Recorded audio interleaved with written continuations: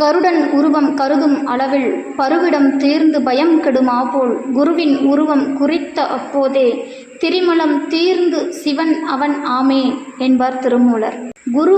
குருவினுடைய உருவத்தை நாம் பார்த்த மாத்திரத்தில், நினைச்ச மாத்திரத்தில் நமக்குள்ளே இருக்கக்கூடிய திரிமலங்கள், மும்மலங்கள் என்று சொல்லக்கூடிய ஆணவம், கண்மம், மாயை என்கிற 3 மலங்களும் தீர்ந்து, அதாவது தீர்ந்து போகிறது அப்படின்னா முழுவதுமாக அழிந்து போகிறது.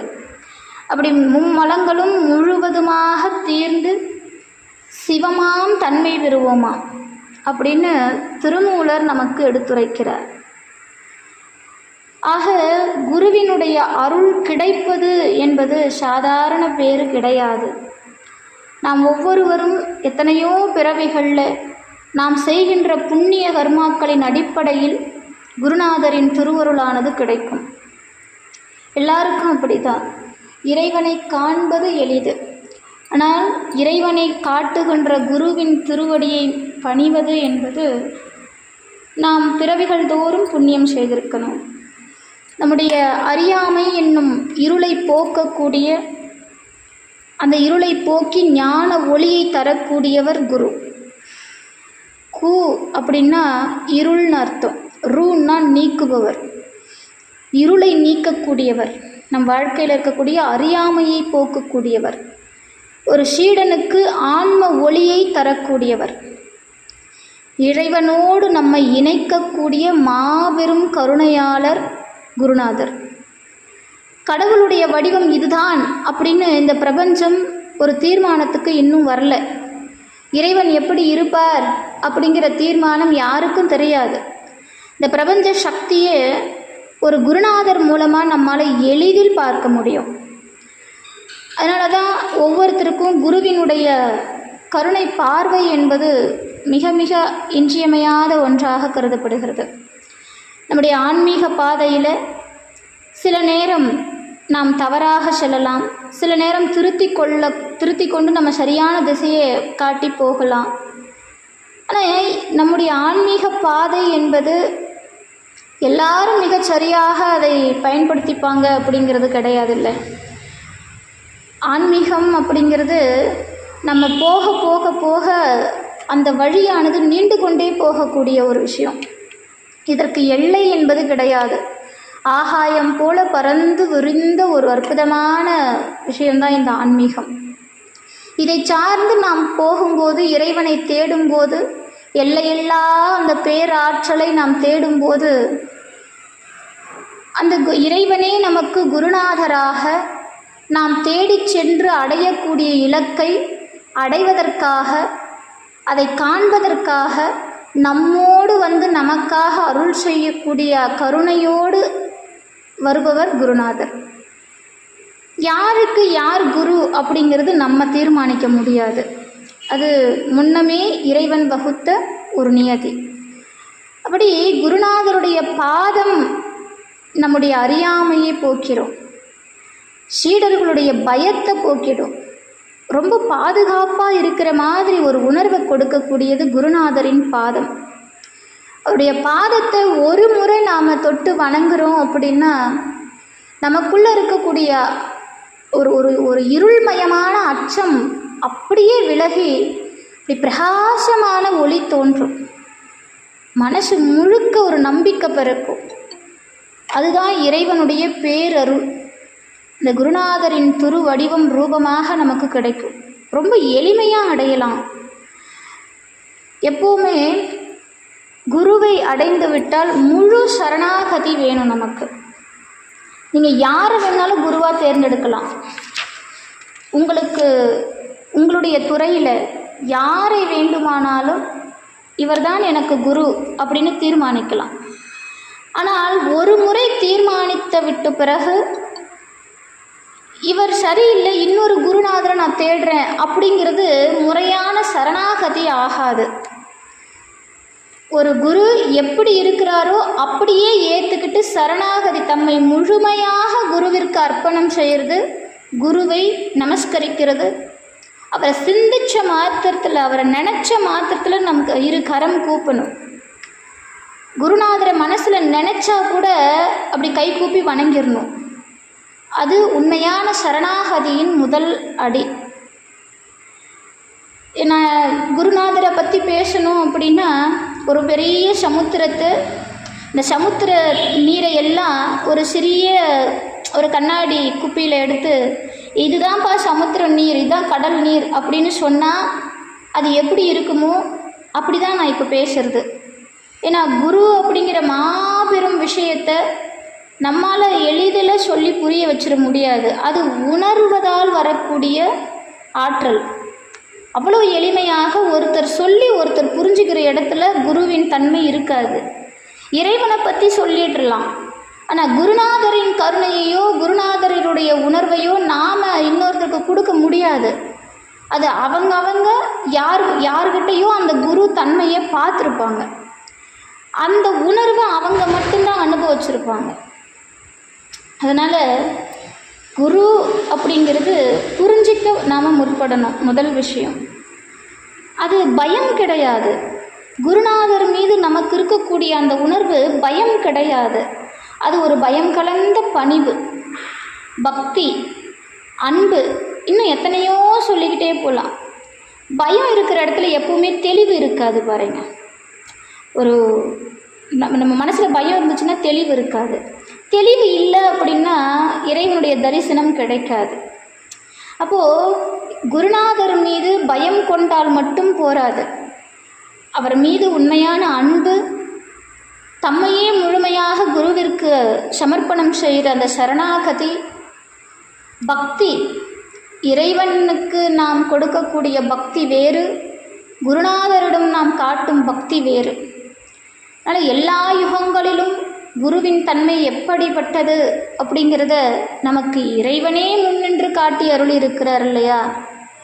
நமக்கு முதல்ல தென் திசை நோக்கி அமர்ந்து தட்சிணாமூர்த்தியாக சிவபெருமானே குருவாக அமர்ந்து குரு யார் என்பதை நமக்கு காட்டி அருளினார்.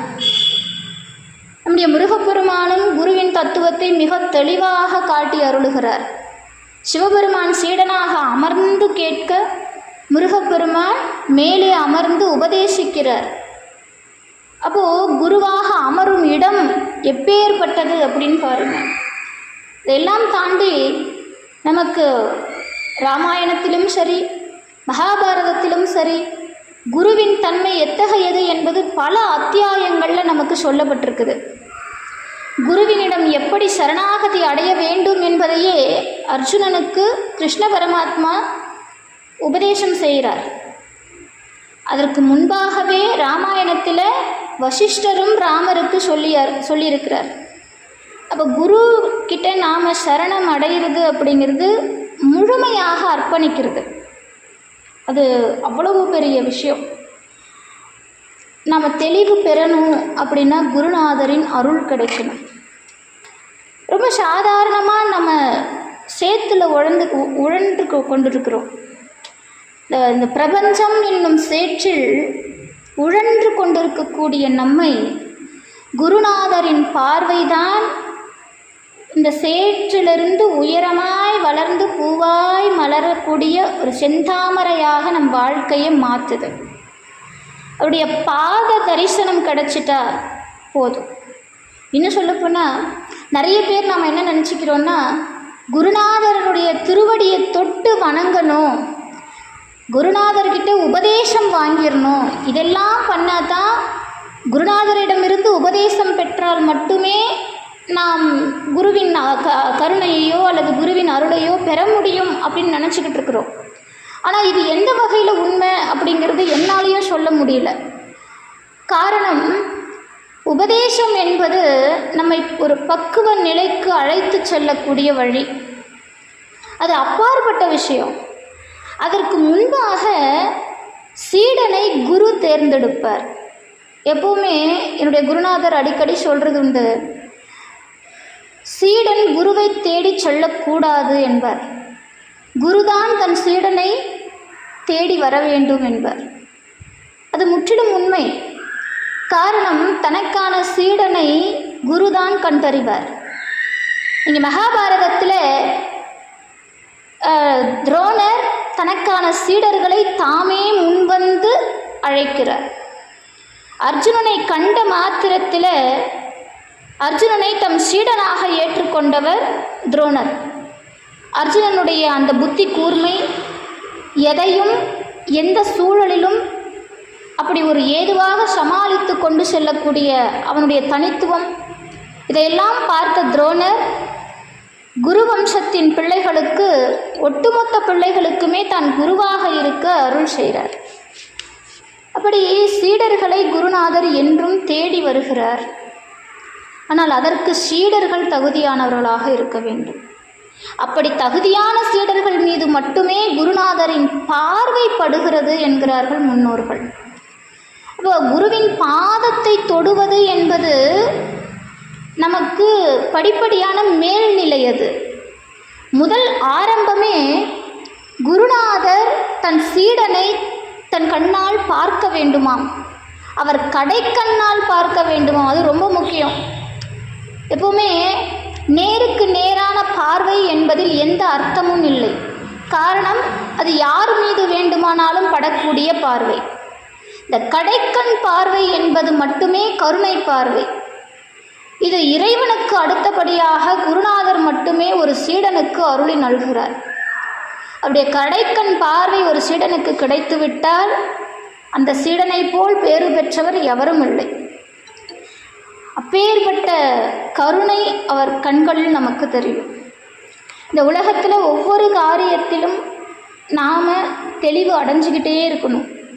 இது ஏன் நடக்குது, எதுக்காக நடக்குது, நம்ம சுற்றி இருக்கக்கூடிய செயல்கள் அனைத்தும் எதனால் தீர்மானிக்கப்படுது, நம்ம வாழ்க்கை எப்படி இருக்குது, எப்படி மாறுது. நம்ம வாழ்க்கையை நீங்கள் நல்லா உத்து பார்த்தீங்கன்னா ரொம்ப காலம் நம்ம ஒரே மாதிரி இருக்க மாட்டோம். ஒவ்வொரு காலகட்டத்திலும் நம்மளுடைய எண்ணம், செயல், சிந்தனை எல்லாமே வெவ்வேறாக மாறிக்கிட்டே போய்கிட்டே இருக்கும். அப்போ ஒரே விஷயத்துக்காக தான் நம்ம பிறந்தோம் அப்படின்னா அதை மட்டும்தானே நம்ம சிந்திச்சிருப்போம். ஆனால் அப்படி நம்ம வாழ்க்கை அமையலையே. நம்ம வெவ்வேறு காலகட்டங்களில் வெவ்வேறு திசையை நோக்கி பயணம் பண்ணிக்கிட்டே இருக்கிறோம்.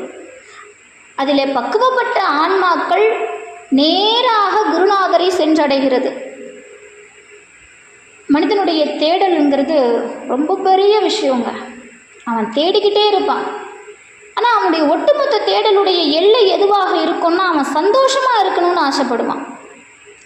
அவன் தேடல் முழுக்க சந்தோஷத்தை பற்றி மட்டும்தான் இருக்கும். இடைவிடாமல் தன் சந்தோஷத்தை சிந்திக்கிறதே அவனுடைய எல்லையாக இருக்கும்.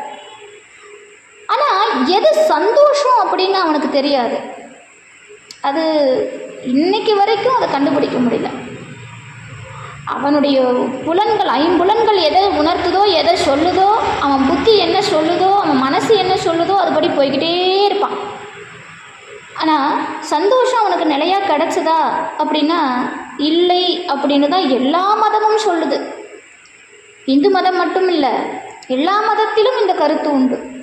அப்போ லௌகீக வாழ்க்கையும் ஆன்மீக வாழ்க்கையும் எதிரெதிராக நிற்குது இல்லையா? இப்போ சந்தோஷத்தை தேடி ஓடிக்கிட்டு இருக்கிறான், இது லௌகீக வாழ்க்கை. ஆனால் அவனுக்கு முழுமையான சந்தோஷம் கிடைச்சிருச்சான்னா கிடைக்கல.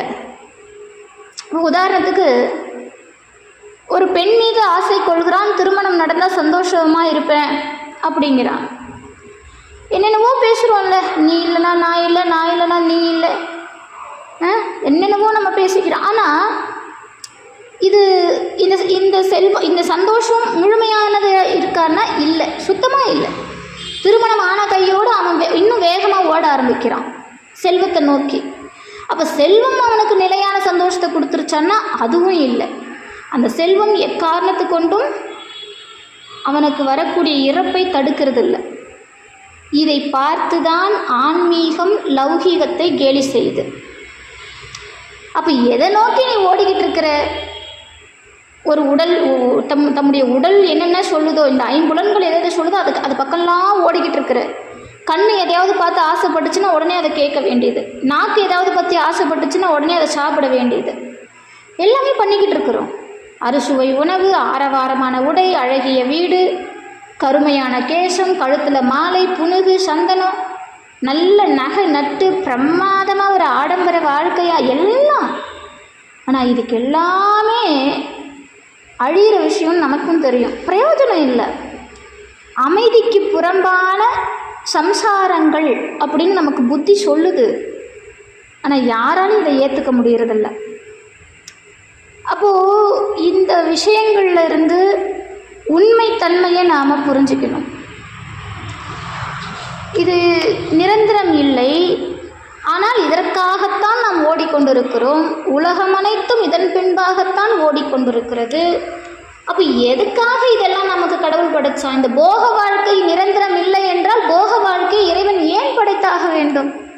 பிறகு ஏன் அதிலிருந்து நாம் விடுவித்துக் கொள்ள வேண்டும் என்ற எண்ணம் நமக்கு ஏற்பட வேண்டும். அப்படி விடுவிக்கலைன்னா ஜென்ம ஜென்மாந்திரமாக நம்முடைய ஆன்மாவானது பயணம் பண்ணிக்கிட்டே இருக்கே, என்ன காரணம்? அதனால் நமக்கு தேவையான அந்த அமைதியான வாழ்க்கையையும் அந்த கூர்மையான புத்தியும் தெளிவான சிந்தனையையும் நமக்கு காட்டி அருளுகிறவர் குருநாதர். அப்போ நம்முடைய புத்தியானது இறைவனை தேடக்கூடிய புத்தியாக அமையணும். குரு அப்படிங்கிற உயர்ந்த நிலையில் இருக்கக்கூடியவர்களை அடையும் விதமாக நம்முடைய புத்தி தேடல் இருக்க வேண்டும். நம்முடைய குருநாதரே தாயும் தந்தையுமாக நமக்கு திகழ்கிறார். நம்முடைய குருநாதரே தெய்வ வடிவம் என்று புகழ்ந்து பேசுகிறது எல்லா புராணங்களும் இதிகாசங்களும். இந்த ஜனனம் எடுக்கிறதுக்கு, இந்த பிரபஞ்சத்தில் பிறக்கிறதுக்கு நம்முடைய தாயும் தந்தையும் காரணமாக இருந்திருக்கிறார்கள். இறைவன் அவர்கள் மூலமாக நம்மை இந்த உலகிற்கு தந்தான். தெய்வத்தை பற்றி நமக்கு தெரியாது, தெய்வத்தை நாம் பார்த்ததில்லை. ஆனால் குருவே எனக்காக நமக்காக வந்தவர். நம்மை தேடி குரு வருகிறார். நம்மீது கொண்ட கருணையினால் நமக்கு தாயாக தந்தையாக இறைவனாக குரு வருகிறார். நம்மை காப்பாற்றுவதில் குருநாதர் தெய்வமாகிறார். குருவே சிவன், குருவே விஷ்ணு, குருவே பிரம்மன், குருவே ஆதி கடவுள். நம்முடைய இந்து தத்துவம் இதையே நமக்கு போதிக்கிறது. ஒரு நல்ல குரு கிடைக்கணும் அப்படின்னா இடைவிடாமல் தேடணும். அந்த தேடல் நம்மளை உயர்த்தும். அப்படி ஒரு உயர்ந்த நிலைக்கு வரும்போது குரு நம்மை தேடி வருவார். நம்முடைய மனதை பக்குவப்படுத்த வேண்டும். நம்ம மனசு பக்குவப்பட ஒரு நாள் இறைவன் நம்மை பக்குவப்பட்டவனாக அறிவான். இந்த ஆன்மா பக்குவப்பட்டு விட்டது, இந்த ஆன்மாவிற்கு குருவின் உபதேசம் தேவை அப்படிங்கிறத இறைவன் நமக்கு கொடுப்பான். அப்படி வர கருணையாளர் தான் குரு. குருவினுடைய அன்பு பற்றியெல்லாம், அவருடைய அரவணைப்பை பற்றியெல்லாம் இங்கே பல ஆயிரம் கதைகள் இருக்குது. அது என்னுடைய அனுபவத்தில் எடுத்து சொல்லி அது ஒரு கட்டுரையை எழுதலாம். அதனால் குருநாதரை நாம் அடையணும் அப்படின்னா அது சாதாரண செயல் இல்லைங்க, அவ்வளோ பெரிய விஷயம். குருவினிடத்தில் காணாத கருணையை நாம் வேறு யார்கிட்டையும் பார்க்க முடியாது. அதனால் அப்பேற்பட்ட குருவிற்கு நம்மால் முடிந்தது அவருக்கு நம்மை முழுவதுமாக சரணமடைந்து, அவர் திருப்பாதத்தை சரணமடைந்து என்றும் அவருடைய உபதேச மொழிகளை நாம் நம் மனதில் பதிய வைக்க வேண்டும். என்கிட்ட நிறைய கேட்டிருக்காங்க, நீங்கள் உபதேசம் வாங்கிட்டீங்களா, உங்கள் குருநாதர்கிட்ட இருந்து உபதேசம் வாங்கிட்டு என்ன கேட்குற. அதாவது கடந்த 4 ஆண்டு காலமாக என்னிடம் வரக்கூடிய பல கேள்விகளில் அடிக்கடி நான் பதில் சொல்கிற கேள்விக்கான பதில் இதுதான். நிறைய இந்த பதிலை நான் சொல்லியிருக்கிறேன். ஏன்னா எல்லாரும் கேட்குறது, நீங்கள் உபதேசம் வாங்கிட்டீங்களா? நான் யாரை குருவாக ஏற்றேனோ அந்த குருநாதர் சாதாரணமாக பேசக்கூடிய வார்த்தைகள் கூட எனக்கு உபதேசம். அவர் எனக்கென்று தனியாக உபதேசம் செய்தாரா இல்லையா அது அப்பாற்பட்ட விஷயம். ஆனால் என் குருநாதர் பேசக்கூடிய அத்தனை மொழிகளும் அவர் திருநாவிலிருந்து உதிக்கின்ற வார்த்தைகள் அனைத்தும் எனக்கு உபதேசம். அதனால் இன்று குரு பூர்ணிமா, அனைவரும் அவரவர்களுடைய குருநாதரை மனதில் நினைத்து அவரை சிந்தையில் நிறுத்தி அவர் அருளை வேண்டி இந்த பாடலை நம் குருநாதருக்கு சமர்ப்பிக்கலாம். குருவின் திருவருள் அனைவருக்கும் கிடைக்கட்டும். குருவருள் கிடைத்தால்தான் திருவருள் கிடைக்கும். குருவினுடைய அருளை பெறுவதற்கு நாம் நம்முடைய மனதை பக்குவப்படுத்திக் கொள்வோம். திருச்சிற்றம்பலம். விழி கிடைக்குமா, அபய கரம் கிடைக்குமா, விழி கிடைக்குமா, அபய கரம் கிடைக்குமா, குருநாதன் சரணத்தில் நிழல் கிடைக்குமா, குருநாதன் சரணத்தில் நிழல் கிடைக்குமா, விழி கிடைக்குமா, அபய கரம் கிடைக்குமா, குருநாதன் சரணத்தில் நிழல் கிடைக்குமா, நம் குருநாதன் சரணத்தில் நிழல் கிடைக்குமா. அலை மீது அலையாக துயர் வந்து சேரும்போது, அலை மீது அலையாக துயர் வந்து சேரும்போது, அஞ்சாதே எனும் குரலை செவி கேட்குமா, நீ அஞ்சாதே எனும் குரலை செவி கேட்குமா, விழி கிடைக்குமா, அபய கரம் கிடைக்குமா, குருநாதன் சரணத்தில் நிழல் கிடைக்குமா, குருநாதன் சரணத்தில் நிழல் கிடைக்குமா.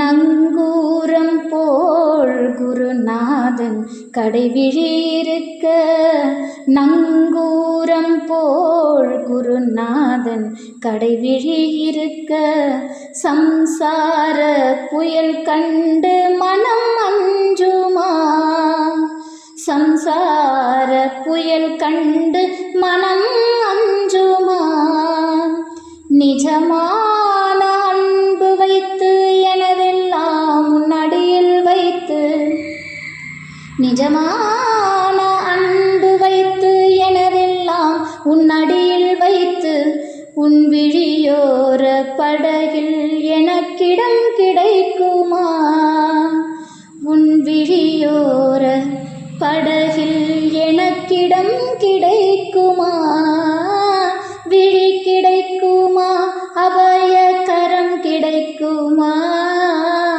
விழி கிடைக்குமா, அபய கரம் கிடைக்குமா, குருநாதன் சரணத்தில் நிழல் கிடைக்குமா, என் குருநாதர் சரணத்தில் நிழல் கிடைக்குமா. கோடி ஜென்மம் நான் எடுப்பேன் குரு உந்தன் அருள் இருந்தால், கோடி ஜென்மம் நான் எடுப்பேன் குரு உந்தன் அருள் இருந்தால், குணக்கென்றே உனக்காக என்னை ஆக்குவேன், குணக்கென்றே உனக்காக என்னை ஆக்குவேன், நினைக்காத துன்பம் பல என்னை வந்து சேரும்போது, நினைக்காத துன்பம் பல என்னை வந்து சேரும்போது, உன்னை நினைத்தாலே, உன்னை நினைத்தாலே அபயம் தரும் கரம் கிடைக்குமா, உன்னை நினைத்தாலே அபயம் தரும் கரம் கிடைக்குமா, விழி கிடைக்குமா, அபய கரம் கிடைக்குமா, விழி கிடைக்குமா, அபய கரம் கிடைக்குமா, குருநாதன் சரணத்தில் நிழல் கிடைக்குமா, குருநாதன் சரணத்தில் நிழல் கிடைக்குமா. திருச்சிற்றம்பலம். இன்னைக்கு குருவினுடைய மகத்தான அருளை பெறக்கூடிய அற்புதமான நாள். ஏன்னா இந்த குரு பூர்ணிமா அப்படிங்கிற இந்த அற்புதமான நாளில் தான் வேதங்களையெல்லாம் நமக்கு எளிமையாக்கி கொடுத்த வியாசர், வேத வியாசர் திரு அவதாரம் செய்த அற்புதமான நாள் இன்றைய நாள். அதனால் குருநாதருடைய திருவருள் நமக்கு கிடச்சிடணும். அவருடைய குருவருள் நமக்கு கிடச்சிருச்சுனாலே இறைவன் திருவருள் தாமாக வந்து நம்மை சேரும். நாம் தேடி செல்ல தேவையில்லை. குருவின் கருணையையும் குருவின் பார்வையையும் யார் ஒருவர் பெறுகிறார்களோ அவர்களே இவ்வையகத்தில் வாழ்வாங்கு வாழக்கூடிய உன்னத புருஷர்கள். ஆனால் இன்னைக்கு குரு நமஸ்காரம் என்பது இன்றியமையாத ஒன்று. அனைவரும் அவரவர்களுடைய குருவை மனதில் தியானம் செய்து அவர்களுக்கு நமஸ்காரம் செய்யுங்க. இல்லை நேரில் போய் பார்க்க முடியும் அப்படின்னா நிறைய பேர் போய் குருநாதர் தரிசனம் செஞ்சுட்டு வாங்க. அவருக்கு பாத பூஜை என்பது இன்றியமையாத ஒன்று. இறைவனே குருவாக நமக்கு வருவார், வந்து அருள் செய்வார். திருச்சிற்றம்பலம்.